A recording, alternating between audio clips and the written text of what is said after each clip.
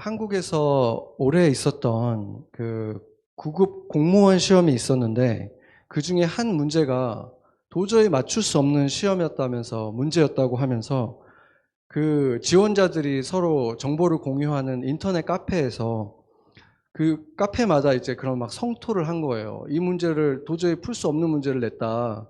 이거는 우리를 떨어뜨리려고 낸 문제지 우리를 붙여주려고 낸 문제가 아니다. 이런 얘기들을 하는 것이 신문 기사에 난 것을 제가 봤습니다. 그런데 그 어려움을 겪은 것 자체는 안타깝기는 하지만 공무원 시험이라는 것은 사실 원래부터 떨어뜨리기 위한 시험이잖아요. 떨어뜨리기 위해 디자인된 시험인 거죠. 왜냐하면 지원하는 모든 사람을 다 받아줄 수 없기 때문에 정원에 맞춰서 그 사람들만 뽑기 위해서는 그 시험만을 위해서 365일 공부하는 사람들과 그런데 그들 중에서 누군가는 골라내야 되는 그 시험을 내는 사람들과 경쟁하는 거라고 볼 수 있는 거죠. 어떻게 해서든 시험을 정말 어렵게 내서 떨어뜨려야 되니까 사람들을 그런 상황에 있다는 거죠. 그러고 보면 생각보다 많은 시험들이 사실은 붙여주기 위한 게 아니라 떨어뜨리기 위해서 존재하는 시험들이 많다는 거죠. 모든 사람을 지원자를 다 받을 수가 없기 때문에 결국에는 일정 인원을 떨어뜨리기 위해서 나름대로 가장 공정하다고 할 수 있는 시험을 최대한 까다롭게 해서 떨어뜨린다는 거죠. 그래서 시험이란 것은 우리가 크게 보자면은 칼로 자르듯이 이렇게 냉정한 면을 가지고 있습니다. 그렇기 때문에 시험하면은 우리 모두 다 긴장이 되잖아요. 부담감이 갖게 될 수밖에 없는 거죠. 그런데 13절을 오늘 본문을 보면은 하나님은 친히 아무도 시험하지 아니하신다 이렇게 말씀하고 있는데 이 친히라는 표현 myself, himself라는 말이 있어요. 그러니까 하나님이 he himself never tempt anyone 이런 식으로 써 있어요. 그러니까 직접 하시지는 않는다. 누구를 시켜서 하지 직접 하시지는 않는다. 이렇게 말씀하시는 것이겠습니까? 창세기 21장 1절을 한번 보겠습니다. 제네시스 22:1을 보면은 그 일 후에 하나님이 아브라함을 시험하시려고 그를 부르셨는데 아브라함아 하시니 그가 이르되 내가 여기 있나이다 이렇게 대답했다고 하죠. 지금 누가 시험하려고 누구를 불렀다고 얘기하고 있습니까?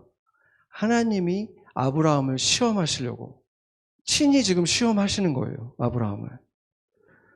이렇게 성경의 첫 번째 책부터 이미 하나님은 시험하신다는 것을 친히 시험하신다는 것을 보여주고 있는 거죠. 게다가 성경을 읽어본 분들은 알겠지만 이 시험이 어떤 시험이었습니까? 자녀들을 가진 부모라고 하면은 정말 가슴이 철렁해질 만한, 가슴이 서늘해질 만한 아주 무시무시한 시험이었습니다. 그러고 나서 생각을 해보자면 성경에는 하나님이 계속해서 하나님의 사람들을 시험하는 얘기들로 그래서 그들이 통과할 때도 있고 실패할 때도 있고 하지만 시험으로 가득 찼다는 것을 우리가 알 수 있는 거예요. 생각해 보세요. 아브라함에게도 했고 이삭에게도 했고 야곱에게도 했고 야곱의 자녀들에게도 했고 그 대를 이어서 계속해서 하나님이 시험하신 이야기들이 이어진다는 거죠. 다니엘은 어땠습니까? 다니엘은 기도를 계속 하나님에게 예루살렘을 보면서 기도를 하루에 3번 계속 해서 결국은 사형을 당할 수도 있는데 그걸 계속 할 것인가? 아니면 거기에 굴복해서 기도를 멈출 것인가에 대한 시험이었죠. 모세는 어떻습니까? 홍해 앞에 섰을 때 뒤에는 이집트의 기병대가 쫓아오고 있고 그 사람들이 지금 그 바다 앞에 서가지고 우리를 여기서 지금 죽게 하려고 여기까지 데리고 왔느냐 그렇게 막 비난해 대는 이 이스라엘 사람들 앞에서 자기만 바라보고 있잖아요. 자기만 바라보고 있는데 지금 그 앞에서 하나님은 손을 뻗으라는 거예요. 그러면 바다가 갈라질 거라고. 그 상황에서 손을 뻗기가 쉽겠습니까? 아니면 우리 옆으로 빨리 도망가자 얘기하기가 쉽겠습니까? 이것은 모세에게는 엄청난 시험이었던 거예요. 그리고 모세 이후에 이제 그들이 홍해를 건너와서 이제 가나안 땅으로 들어가야 할 때 그때는 더 심했죠. 이제 언약궤를 메고 있는 제사장들이 있었는데 그 제사장들이 그 요단강이 항상 물이 많은 게 아니거든요. 가뭄을 때는 이렇게 강물이 시냇물처럼 되는데 그때는 가물을 때가 아니라 물이 굉장히 많은 때라고 했어요. 그러니까 물이 지금 찰랑찰랑 거리고 있는 요단강에 이 언약궤를 들고 있는 제사장들이 물에다가 발을 집어 넣을 때 물이 멈춰섰다 그러거든요. 물이 멈춰서 거기 쌓였다 그랬어요. 그러면은 하나님이 그냥 제사장들이 올 때 발이 들어가기 전에 먼저 멈춰주시면은 훨씬 더 씩씩하게 주저함 없이 들어갈 수 있을 거 아니에요. 그런데 하나님은 그 전에 멈춰준 게 아니라 발이 물에 닿았을 때 물을 멈추게 하셨다는 거예요. 시험은 원래 그런 거잖아요. 답을 먼저 보여주면 안 되잖아요. 그러니까 이것 역시 시험이었다는 거예요. 이 시험들의 공통점을 보면은 결국에는 눈앞에 보이는 그 상황이 너에게 더 중요한 진실인지 아니면 상황은 그렇지 않지만 하나님은 의지할 것인지 이 두 개 중에 결정하라는 시험이었다는 거죠. 그래서 우리가 성경을 보면은 하나님이 시험하신 얘기들로 가득 차 있는 거예요. 그렇기 때문에 하나님은 시험하시는 하나님이다 라고 말해도 될 정도라는 거죠. 여기서 이 시험이라는 단어가 이 헬라어로 보면은 페리라조라는 단어예요. 페리라조. 이거는 다양한 의미가 있지만 그 의미 중에는 유혹하다는 의미가 있기 때문에 보통 많은 분들이 영어 성경들도 보면은 야고보서 1장 13절도 봐도 유혹으로 번역을 해놨어요. tempt라고 해놨어요. 테스트라고 얘기하지 않고 tempt라고 얘기하죠. 그러니까 이것을 이렇게 해석하는 거예요. 하나님은 시험을 안 한다고 말을 할 수가 없잖아요. 우리가 지금 본 것처럼 계속 시험하시는데 그렇지만 하나님은 유혹은 하지 않으신다. 이렇게 이제 많이 해석을 하죠. 그런데 시험이라는 것은 언제나 유혹이 인볼브 되는 거잖아요. 유혹이 포함되어 있잖아요. 생각해 보세요. 딱 봤을 때 정답이 눈에 보이면 그게 시험입니까? 정답이 아닌 게 정답처럼 보여야 그게 시험인 거잖아요. 그건 유혹인 거죠. 이게 정답처럼 보이게 하는 것이 유혹인 거예요.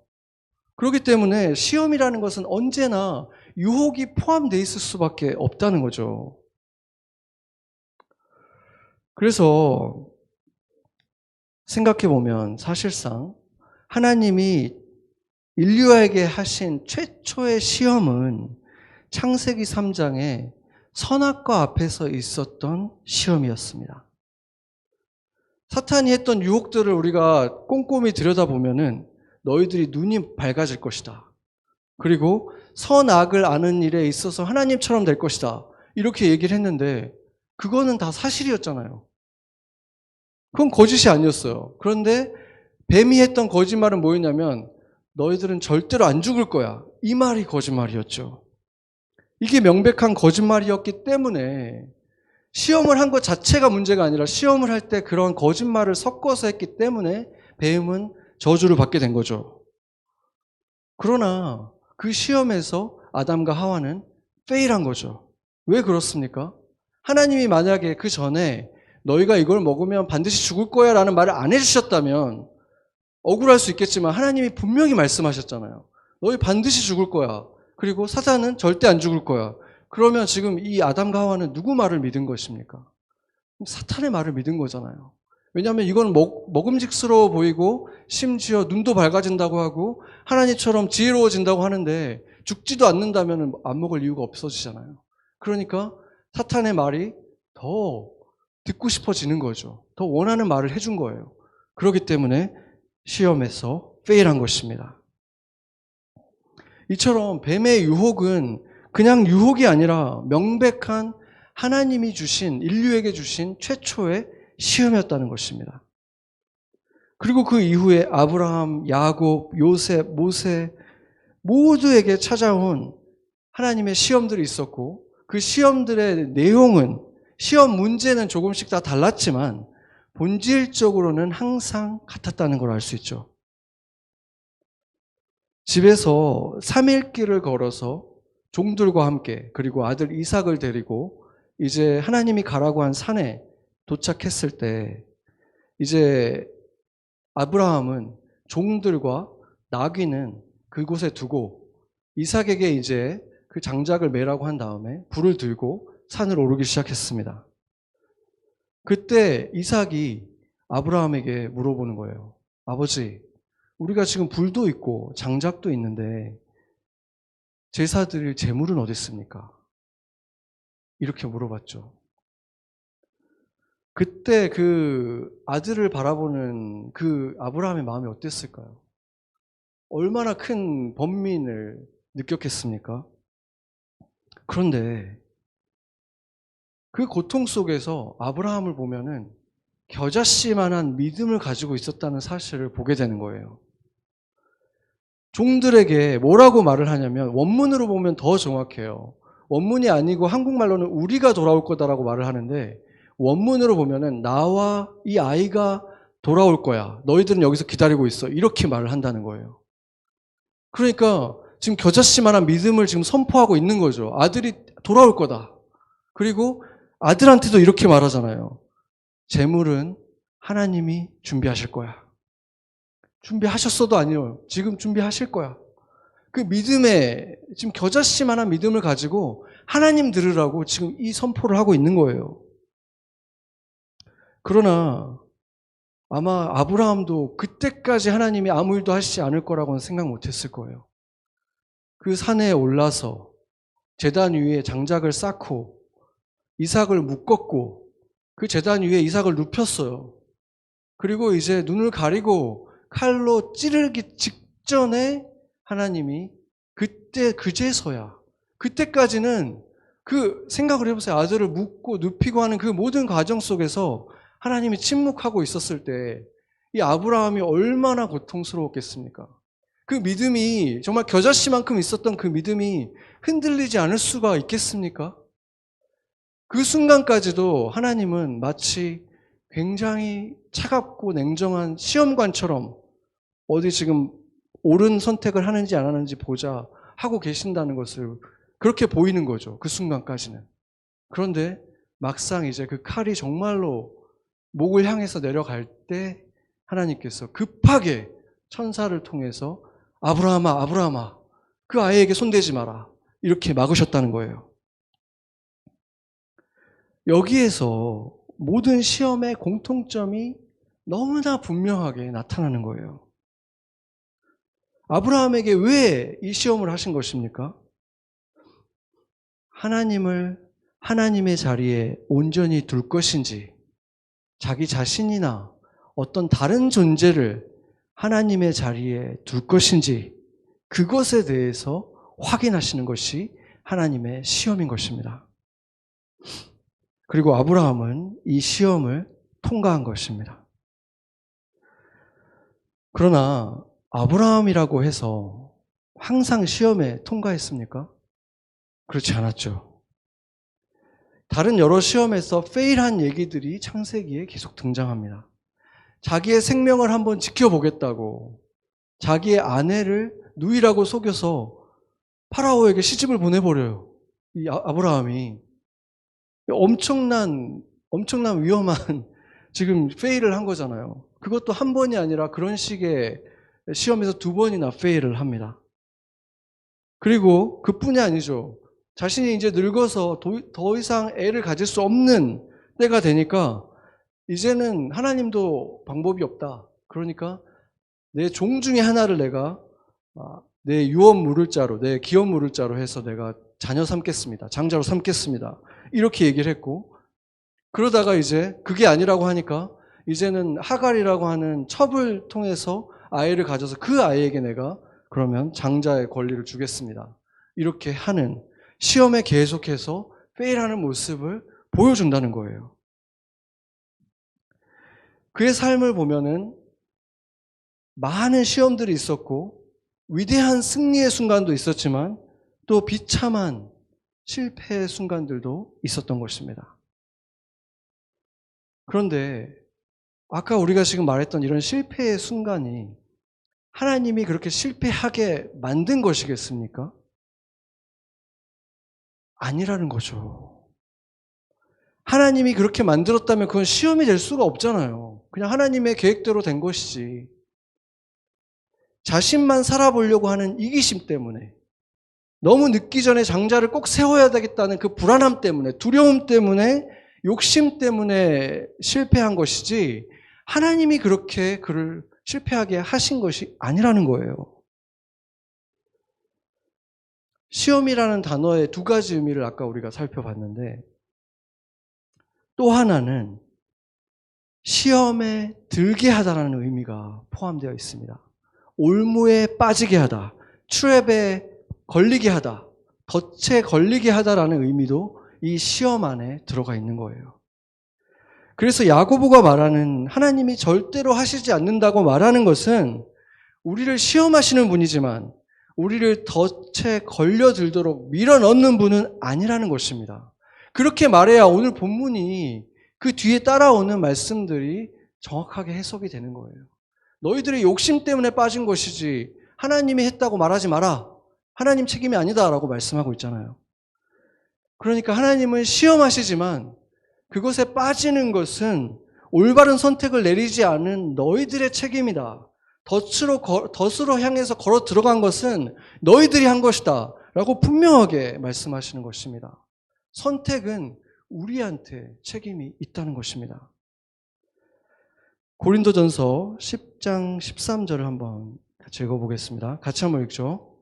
사람이 감당할 시험 밖에는 너희가 당한 것이 없나니 오직 하나님은 미쁘사 너희가 감당하지 못할 시험 당함을 허락하지 아니하시고 시험 당할 즈음에 또한 피할 길을 내사 너희로 능히 감당하게 하시느니라. 아멘.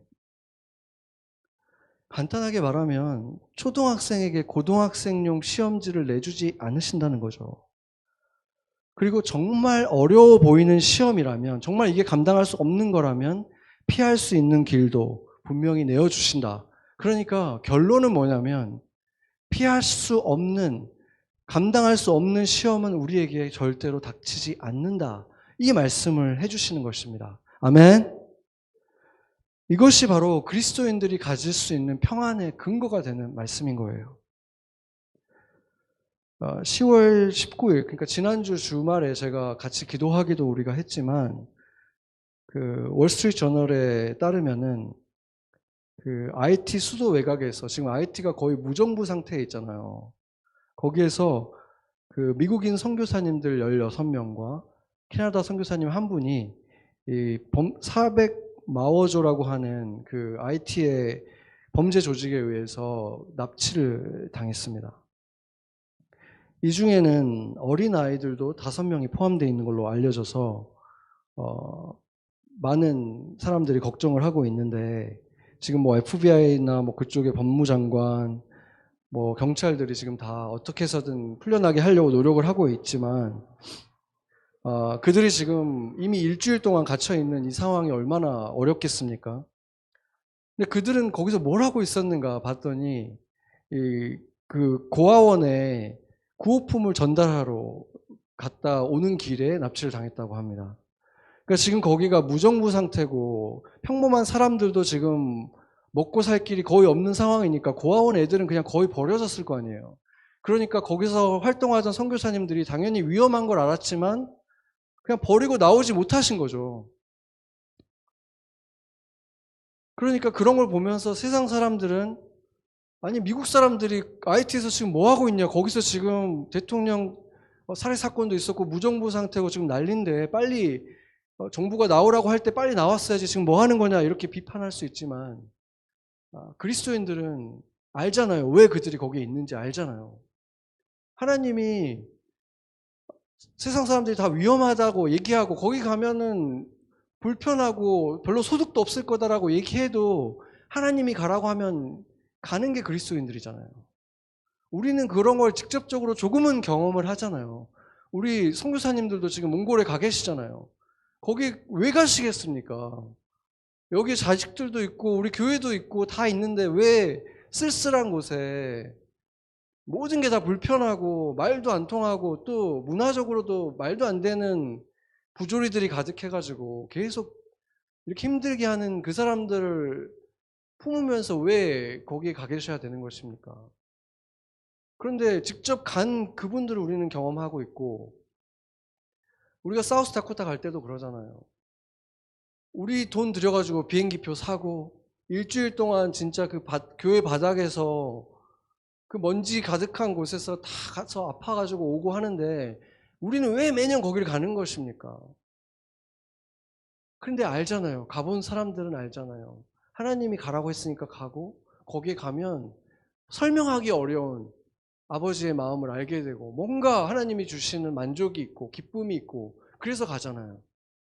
그분들도 그래서 가 있는 거예요.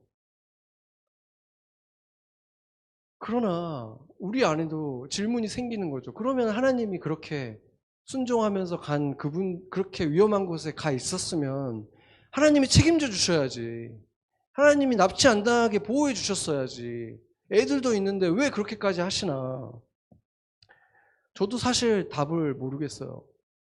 쉽게 뭐 신학적으로 이렇습니다라고 얘기할 수 있는 문제가 아닌 것 같아요.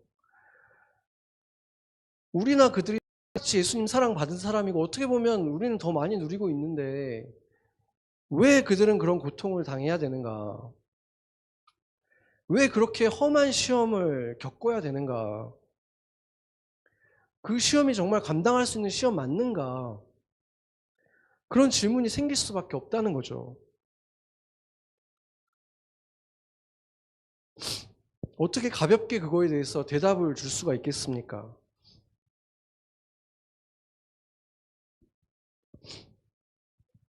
사도행전 7장을 보면은 그 12제자 중에 한 사람은 아니었지만 아마도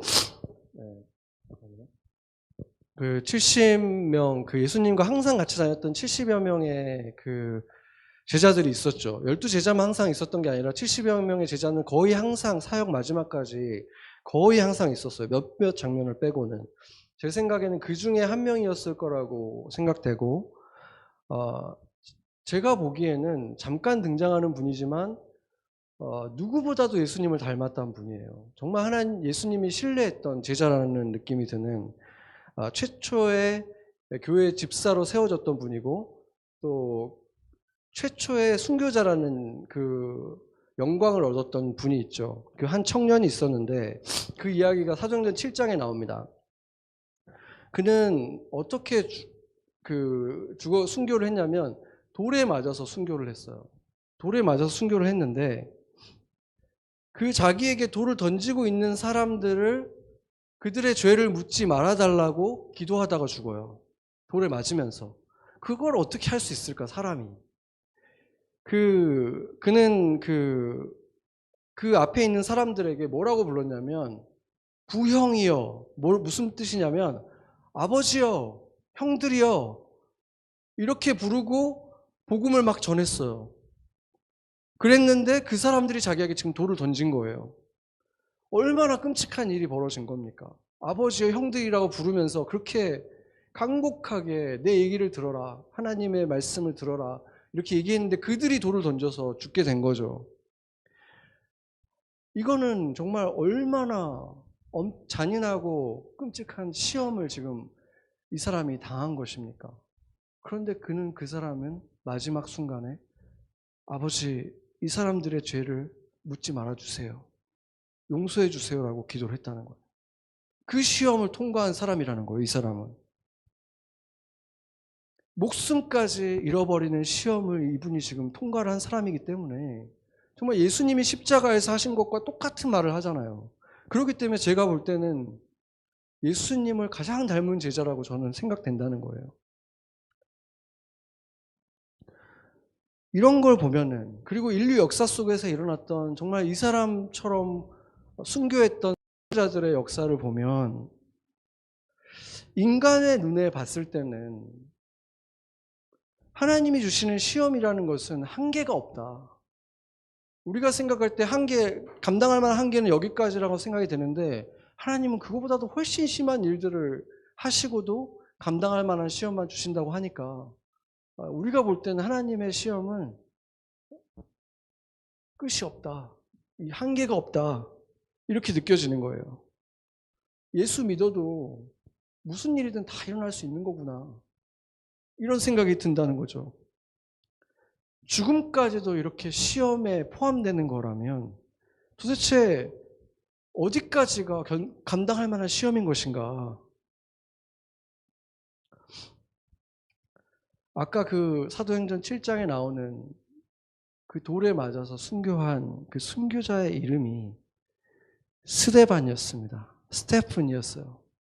그리고 그 이름의 뜻은 면류관이라는 뜻입니다. 크라운이라는 뜻이에요. 오늘 본문 12절에는 시험을 참는 자들에게는 면류관이 예비되어 있다 라고 말씀하고 있습니다. 면류관을 약속하신 사람들은 이 시험을 참은 자들이다. 자세히 보면은 시험을 참는 자들이 어떤 사람이라고 얘기를 하는 거냐면 예수님을 사랑하는 사람들이 시험을 참는 자고 그들이 면류관을 얻는 자다. 이렇게 말하는 거예요. 그래서 하나님의 시험은 결코 떨어뜨리기 위한 시험이 아니라는 것을 우리가 알 수 있는 것입니다. 하나님의 시험은 면류관을 주시기 위한 시험이라는 거예요. 학생들에게 더 열심을 내고 최소한 알아야 될 것들은 꼭 알았으면 좋겠는 것들을 알게 하려면 선생님들이 어떻게 합니까? 시험을 내주잖아요. 너네들이 다른 건 다 몰라도 이것만큼은 꼭 기억해야 된다 하는 것들을 시험에 내는 거잖아요. 그렇죠? 아까 떨어뜨리는 시험들 말고 애들을 공부하라고 내어주는 시험이 따로 있다는 거예요. 예수님이 인간으로서 이 땅을 살아갈 때 하나님을 얼마나 사랑했는지 계속 보여주시잖아요. 그렇다면 우리를 그런 사람을 만들기 위해서 하나님은 어떻게 하셔야 되겠습니까? 우리에게 수많은 시험을 내주실 수밖에 없다는 것입니다. 단순히 믿는 것하고 사랑하는 것과는 차이가 있는 거예요. 하나님은 우리가 하나님을 정말로 참되게 사랑하는 사람이 되기를 원하신다는 거예요. 디모데후서 4장 8절 한번 보겠습니다. 다시 한번 읽어보죠. 이제 후로는 나를 위하여 의의 면류관이 예비되었으므로 주 곧 의로우신 재판장이 그날에 내게 주실 것이며 내게만 아니라 주의 나타나심을 사모하는 모든 자에게 도니라. 아멘. 오늘 야고보는 면류관은 시험을 참는 자들에게 허락되는 것이다. 약속하신 것이다. 그리고 바울은 면류관은 주의 나타나심을 사모하는 자들에게 주시는 것이다. 이렇게 말씀하고 있습니다. 제가 확신하건대 어쩌면 팬데믹 이후에는 조금 많이 달라질 수도 있을 것 같아요. 그렇지만 팬데믹 이전에 교회마다 스스로를 그리스도인이라고 부르는 사람들 중에서 주님의 재림을, 주님이 다시 오시는 그 재림을, 그리고 주의 나타나심이라는 건 두 가지예요. 주님이 실제로 우리에게 오시는 것, 그리고 또 하나는 교회를 통해서 예수 그리스도가 나타나는 것. 이 두 가지에 대한 열망이 없는 사람들, 이것에 별로 관심이 없는 사람들이 너무나 많았다는 것입니다. 그리고 미안하지만 그들에게는 이 말씀이 해당하지 않는다는 것입니다. 핍박받는 지역들에 정말 그리스도를 믿는다는 것 자체가 생명을 건 그런 곳에서 예수를 믿는 사람들, 또한 극심한 시험을 통과하고 있는 분들, 지금 IT에 필압되어 있는 선교사님과 자녀들, 그들 마음속에 어떤 기도가, 어떤 열망이 항상 있겠습니까? 주님, 오늘 오시옵소서. 지금 이 불의를 그냥 보지 마시고 지금 이 순간 우리를 구원해 주시옵소서. 하늘문이 열리고 지금 주님 오시는 것을 보고 싶습니다. 간절히 기도하지 않겠습니까? 히브리서 12장 23절 같이 한번 읽어보겠습니다. 하늘에 기록된 장자들의 모임과 교회와 만민의 심판자이신 하나님과 및 온전하게 된 의인의 영들과. 아멘. 여기에서 보면, 원어로 보면 조금 더 분명하지만 한국말이든 뭐 영어든 원어든 보면 지금 세 그룹이 three party가 있어요. 지금 여기 three parties가 있어요. 하늘에 기록된 장자들의 모임이라고 하는 장자들의 모임. 어떤 영어 성경은 The Church of the Firstborn, Assembly of the Firstborn이라고 돼 있는 첫 번째 그룹이 있고, 그리고 만민의 심판자이신 하나님이 있고, 그 다음에 온전하게 된 의인들, 의인들의 영이 있다. 이렇게 말하고 있어요. 그러니까 은혜로 온전하게 된 사람들이 있고, 장자들이 있고, 하나님이 있다는 거예요. 오늘 18절도 보면은 너희들의 첫 열매가 되기를 원한다라고 얘기를 하고 있거든요. 16절에서 18절 한번 같이 한번 읽어보겠습니다. 16절에서 18절 같이 읽겠습니다. 내 사랑하는 형제들아 속지 말라. 온갖 좋은 은사와 온전한 선물이 다 위로부터 빛들의 아버지께로부터 내려오나니 그는 변함도 없으시고 회전하는 그림자도 없으시니라. 그가 그 피조물 중에 우리로 한 첫 열매가 되게 하시려고 자기의 뜻을 따라 진리의 말씀으로 우리를 낳으셨느니라. 아멘. 우리가 전에 먼저 된 자, 나중 된 자를 얘기했잖아요. 나중 된 자들이 구원 못 받는 사람들 아니잖아요. 그런데 분명히 먼저 된 자들이 있다는 거예요. 그것은 단지 순서적으로 먼저가라는 의미 이상이라 그랬죠. 순서적으로 그냥 1등으로 그 자리에 도착했다가 아니라 먼저 영광을 받기 위해서 오는 자들, 장자들을 말하는 것입니다. 오늘 야고보가 말하는 첫 열매들도, first fruit들도 바로 이 장자들을 말하는 거예요. 으뜸된 자들. 그리스도의 복음을 위해서 목숨까지 내놓은 자들이 있다면 그렇게 엄청난 시험을 통과한 자들이야말로 당연히 먼저 된 자들이고 으뜸인 자들이고 그들이야말로 특별한 자들 아니겠습니까? 그래서 전통적으로도 이 장자들의 모임은 아마도 성경에 등장한 순교자들 그리고 그 이후의 역사 속에 예수 그리스도에 의해서 죽어간 순교자들의 모임을 말하는 것이다. 이렇게 많이들 해석을 했습니다. 그런데 오늘 이 본문을 자세히 보면 18절을 특히나 보면은 우리를 첫 열매가 되게 하시려고 자기의 뜻을 따라 진리의 말씀으로 우리를 낳으셨느니라. 그리고 16절에 그들이 누구냐면 우리가 누구냐면 내 사랑하는 형제들. 지금 야고보서의 수신자는 모든 교회였어요. 지금 순교자들한테만 얘기하는 거 아니에요. 사역자들한테만 얘기하는 거 아니에요. 모든 그리스도인들한테 얘기하고 있는 거예요. 하나님은 처음부터 몇몇 특별한 사람들이 아니라 모두가 면류관을 받기를 원한다. 모두가 면류관 받는 첫 열매들이 되기를 원하셨다. 그래서 말씀으로 예수 그리스도를 통해서 너희들을 낳은 것이다. 우리들을 낳은 것이다. 지금 그 말씀하고 있는 거예요. 그러면 무엇에 속지 말라는 말입니까? 예수 믿고 구원받았으니까 나는 이제 나름대로 건전하고 착하게 살다가 죽어서 천국 가는 게 그리스도인들의 삶이지. 이런 것에 속지 말라는 것입니다. 주님이 원하시는 것은 우리가 구원을 받아서 하나님의 자녀가 될 뿐만이 아니라 자녀답게 살아서 첫 열매가 되고 면류관을 얻는 첫 열매들, 면류관 얻는 자들 되기를 처음부터 원하셨다는 것입니다. 그래서 주님은 우리를 시험하시는 거예요. 때로는 달콤한 것으로, 때로는 아픈 것으로 우리를 시험하시는 것입니다. 시험의 목적이 분명하게 드러났기 때문에 시험을 통과하는 방법도 언제나 동일합니다. 하나님을 하나님 자리에 두는 선택을 하면 돼요. 우리가 무슨 선택 앞에 섰을 때든 하나님이 하나님 자리에 있으면 나는 그럼 뭘 선택하게 될까? 이걸 생각하면 답은 항상 명확해지는 거예요. 단지 예수님이 계신다, 하나님이 살아 계신다, 그것만 믿을 뿐만이 아니라 그분을 사랑하는 것입니다. 우리에게 주신 자유로 예수님을 교회에만 가둬주지 마세요.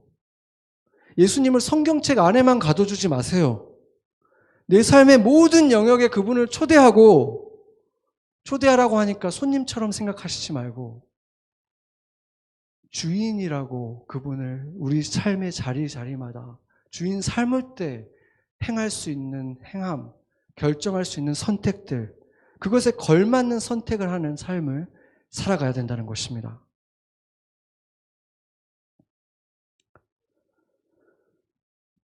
여러분, 그런 선택 하시겠습니까? 아멘? 자신감이 너무 없는데요, 지금. 주님을 주일날 이 예배드리는 이 시간에만 예수 그리스도가 내 삶의 주인이 아니라 삶의 모든 순간에 친구들 만날 때, 식당에서 밥 먹을 때, 가게에서 뭐 주문할 때, 모든 순간에 예수 그리스도가 내 삶의 주인 되도록, 주인 삼도록 애쓰시겠습니까? 아멘?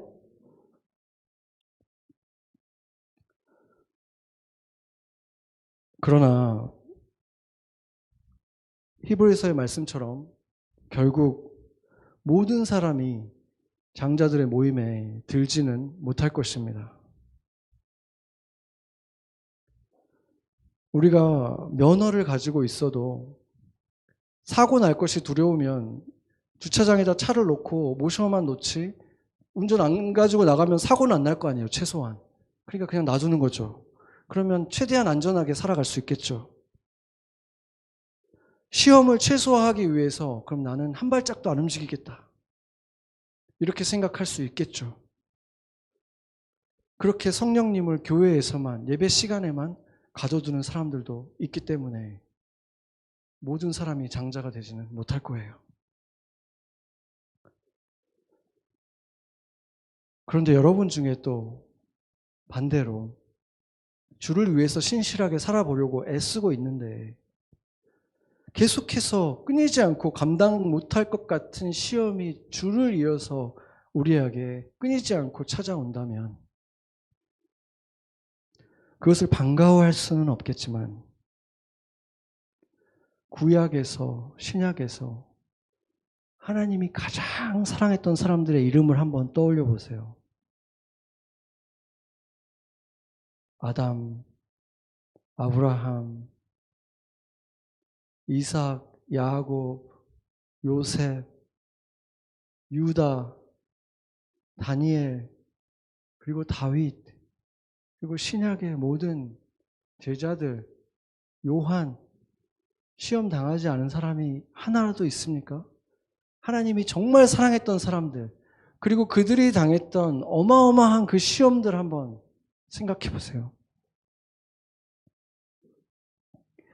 하나님이 사랑하는 사람들은 크나큰 시험을 수차례 통과해야만 했습니다.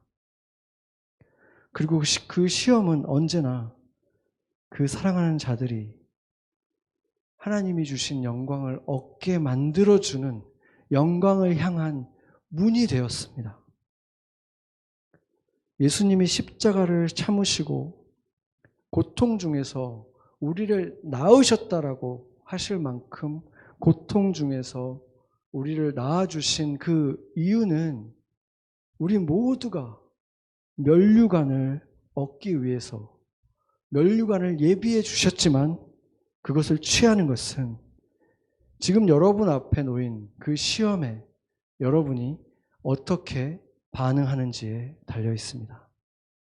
같이 기도하시겠습니다.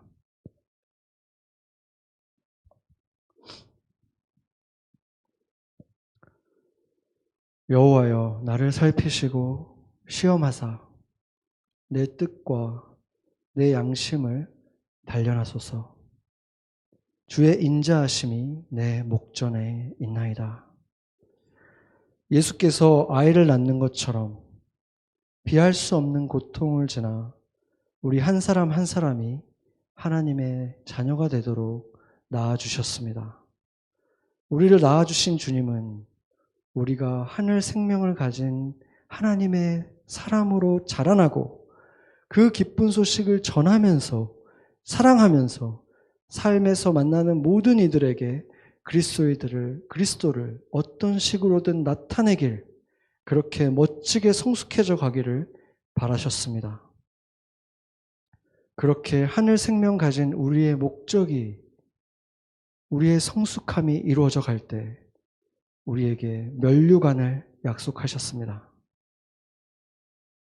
우리가 그곳으로 나아가는 것을 멈추게 만드는 두려움의 막, 예수 그리스도의 능력으로 뚫리게 하여 주시옵소서. 영생을 장롱 면허처럼 고이 모셔만 놓는 나태함의 막도 뚫리게 하여 주시옵소서. 문을 박차고 나아가서 하나님이 꿈꾸시는 온전한 나의 모습으로 하나님이 기대하시는 그만큼 자라게 하여 주시옵소서. 날마다 주기도문을 입으로만 외울 것이 아니라 참으로 시험에 빠지지 않도록 주께 기도하며 순종하며 올바로 통과하게 하여 주시옵소서. 감당할 만한 시험을 내어주시는 우리를 사랑하는 주님, 예수 그리스도의 이름으로 기도하였습니다. 아멘.